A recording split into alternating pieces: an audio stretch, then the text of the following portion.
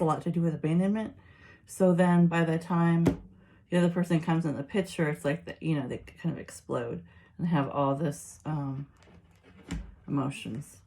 All right, so antisocial personality disorder is also in cluster B, which is, I mean, honestly, could go on about that just by itself forever, or I could, I mean. Antisocial, originally under the age of 8, is usually conduct disorder. Then from like 8 to, I think it's 8 to 11, it can be diagnosed as intermittent explosive disorder, which is, you know, what it sounds like, somebody sort of losing their cool. And then it eventually, as they age, like late adolescence to adulthood, then it becomes antisocial personality disorder, or APD. And then, oh, my favorite one is, it's the worst one to pronounce. It's oh, I hope I do it right.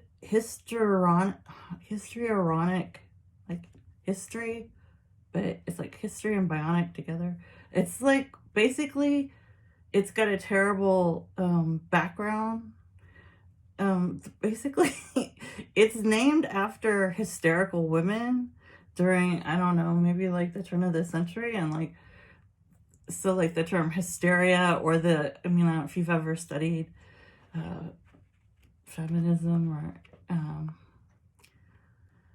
some of the terms that they would use, or Freud would use for like overly emotional, okay, women who couldn't contain their feelings or had a nervous temperament and maybe needed to go to an asylum to, you know, relax, like, or whatever, take care of themselves.